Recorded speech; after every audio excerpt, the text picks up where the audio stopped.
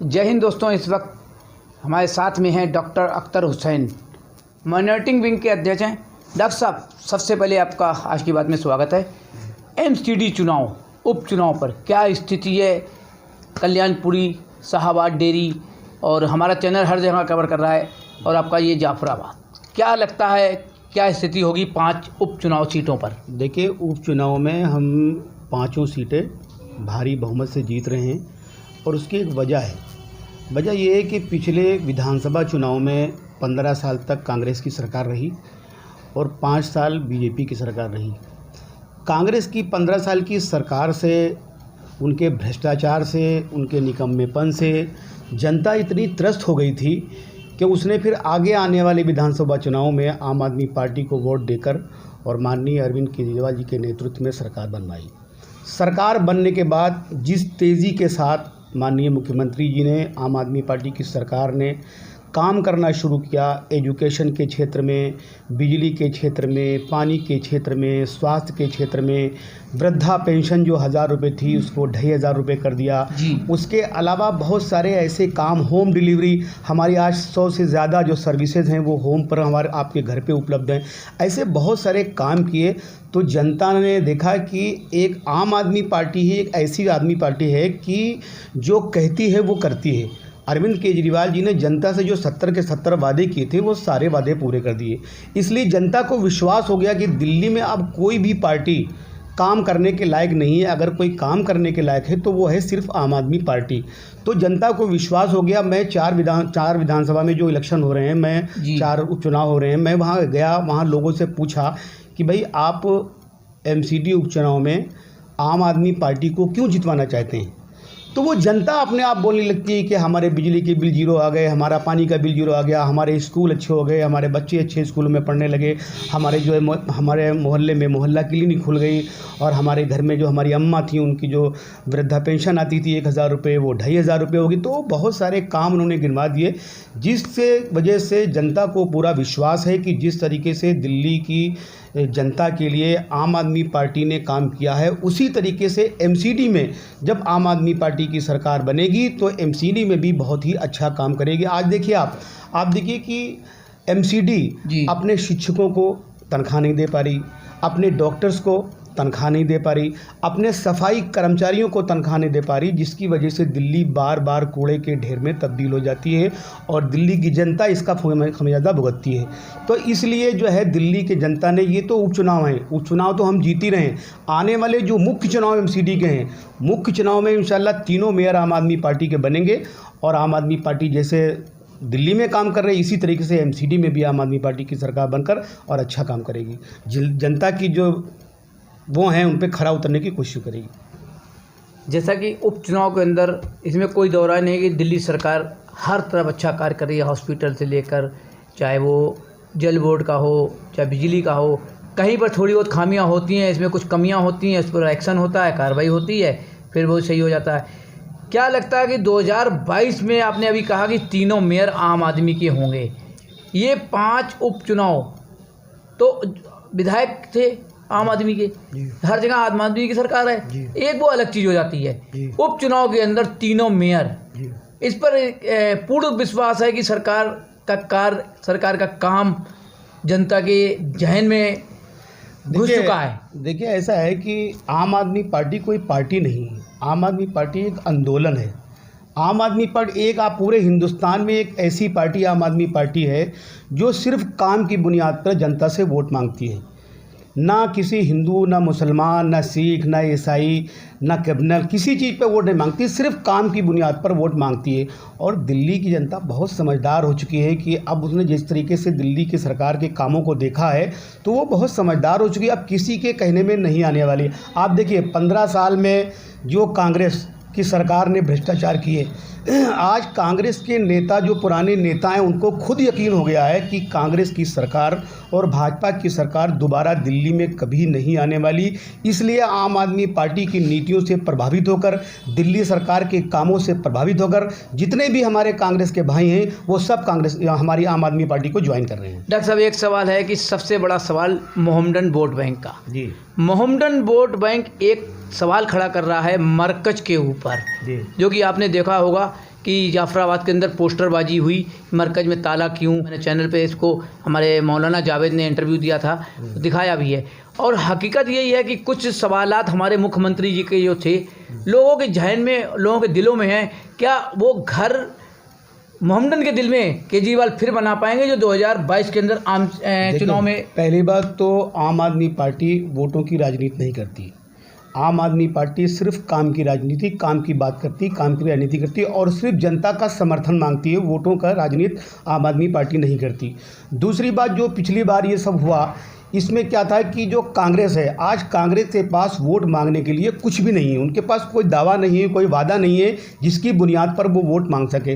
तो ये भ्रम फैलाने की कोशिश कर रहे हैं मुस्लिम वोटों के अंदर। कभी उसका मुद्दा उठा लेते हैं, कभी जमात का मुद्दा उठा लेते हैं, कभी मौलाना साहब का मुद्दा उठा लेते हैं।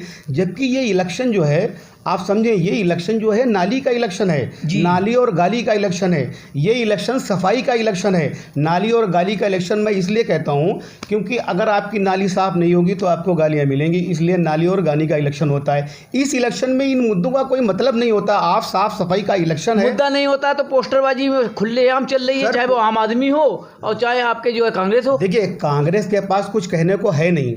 अब वो जनता को मोड़ने के लिए, जनता में भ्रम फैलाने के लिए कांग्रेस जो है इन मुद्दों को उछाल रही है। तो इस पर सवाल, मतलब ये आम आदमी पार्टी एक सरकार में बैठी हुई है, तो इस सवाल को उठाकर एक पोस्टरबाजी नहीं, किसने पोस्टर निकाला? जाफराबाद के अंदर पोस्टर चैनल पे हमारे आप देखें। देखिए, उसमें हुआ क्या कि जब कांग्रेस की सरकार, कांग्रेस के नेताओं ने इस मुद्दे को उछालना शुरू किया, ठीक है जी, तो उसमें क्या हुआ कि कोरोना के टाइम पर जब लॉकडाउन लगा तो लॉकडाउन के ज़माने में 5, 15, 20 आदमी एक साथ इकट्ठा नहीं हो सकते थे। जी। इस बुनियाद पर वहाँ पर जो हमारा जो मरकज़ है, मरकज़ में 200, 300, 400, 500, 1000, 2000, 3000 आदमी रहते हैं। तो इसलिए वो लॉकडाउन के ज़माने में वहाँ पे ताला लगा दिया गया, ठीक है।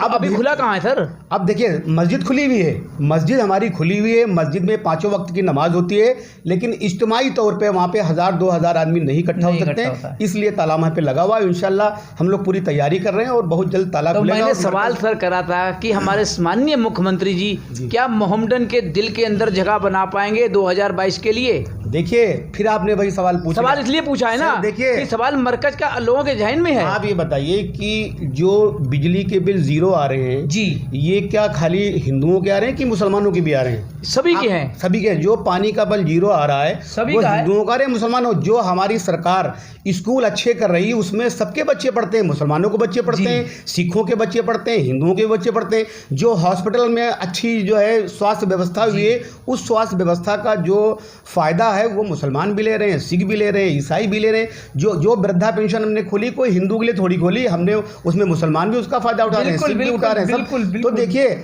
माननीय मुख्यमंत्री जी ऐसा काम कर रहे हैं। देखिए, तालीम सबसे बड़ी चीज़ है, तालीम सबसे बड़ी चीज़ है। अगर कोई काज बहुत नीचे है और उसको ऊपर लाना है तो उसमें तालीम का बिगुल बजा दीजिए, उसकी तालीम को, उसको अच्छी तालीम दे दीजिए, वो अपने आप ऊपर आ जाएगा। माननीय मुख्यमंत्री जी हर उस बुनियादी उन पर काम करना चाहते हैं जो सबके लिए ज़रूरी है, हिंदू के लिए, मुसलमान के लिए, सिख के लिए, ईसाई लिए। और हम जो काम कर रहे हैं, हमारी सरकार जो काम कर रही है वो सबके लिए काम कर रही है, वो सिर्फ मरकज़ के लिए काम नहीं कर रही, सिर्फ मुसलमानों।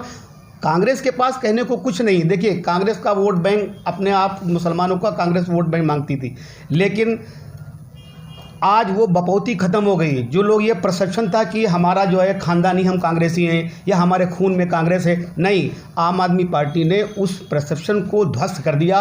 और आज दिल्ली की पूरी जनता, चाहे हिंदू हो, चाहे मुसलमान हो, चाहे सिख हो, चाहे ईसाई हो, पूरी जनता आम आदमी पार्टी को उसकी काम की बुनियाद पर वोट देने को राज़ी है। देखिए, बिल्कुल सही बात है। डॉक्टर साहब ने जो है अपने को काफ़ी बचाया, काफ़ी बचाने के बाद थोड़ा जो है संक्षेप में आ जो है हकीकत बात यह है, केजरीवाल एक ज़मीन से जुड़े हुए व्यक्ति हैं। अन्ना आंदोलन हुआ, आंदोलन के बाद आज वो स्थिति बनी, हर किसी की ज़बान पर अरविंद केजरीवाल बस चुका है। लेकिन जो एक राजनीति चल रही है मरकज की, वो एक आपसी विवाद कहें या एक दूसरे को आरोप प्रत्यारोप लगते रहते हैं। डॉक्टर साहब, एक आज बहुत बड़ी खुशी की बात, आपके क्षेत्र के अंदर हमारे डॉक्टर परवेज मियाँ हज कमेटी पूर्व चेयरमैन आम आदमी पार्टी में शामिल हुए हैं, क्या कहेंगे, कितनी खुशी है?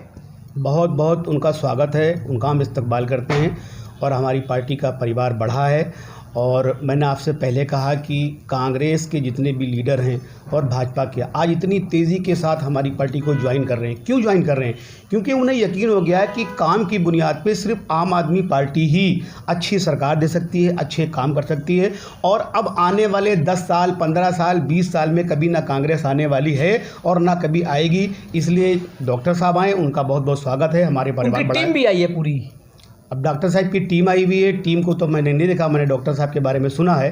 लेकिन एक चीज़ है सर जी, डॉक्टर साहब का स्वागत हुआ, मैंने चैनल पे भी दिखाया, एंट्री भी हुई। अंदर से विरोधाभास पार्टी के जो यहाँ के मेन लोग हैं कांति नगर, चाहे वो डॉक्टर अख्तर हसन हो, चाहे वो यहाँ के क्षेत्र के छोटा परिवार हो, चाहे एक मेंबर हो, हर किसी के जवान में थोड़ा अंदर से कुछ विरोधाभास। ऐसा क्यों? नहीं, ऐसा कुछ भी नहीं। देखिए, ऐसा होता है कि जब कोई आदमी किसी विधानसभा से पार्टी ज्वाइन करने जाता है जी, तो जो उस क्षेत्र का संगठन होता है, मेन संगठन होता है, पहले उससे बात करता है, उन सबको साथ में लेके बात करता है, उन सबको साथ में लेके जाता है। तो संगठन के जितने भी लोग होते हैं उनका वेलकम करते हैं, स्वागत। उन्हें खुशी भी होती है कि एक हमारे बीच का आदमी जो है वहाँ पे गया हुआ है। तो क्या ये कहेंगे कि डॉक्टर साहब ने किसी से संपर्क नहीं किया? नहीं, मैं ये नहीं कहता कि डॉक्टर साहब ने किसी से संपर्क नहीं। आपका सवाल यही था कि संगठन से मिला जाता है, बताया जाता है, लेकिन आपकी बातों से तो यही है कि डॉक्टर साहब ने जो है किसी से संपर्क नहीं किया। जो आपने ये कहा विरोधाभास है, तो शायद मैंने अंदाज़ा लगाया कि जब डॉक्टर साहब ज्वाइन करने गए थे तो शायद संगठन के लोगों से नहीं मिलके गए होंगे।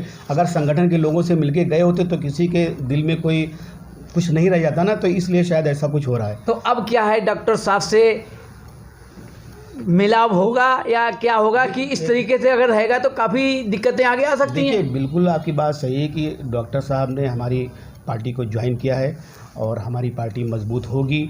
और मजबूत तब होगी जब हमारे पिछले विधानसभा चुनाव में जितना माइनॉरिटी है। मैं तो डॉक्टर साहब को गांधीनगर के नेता ही नहीं मानता।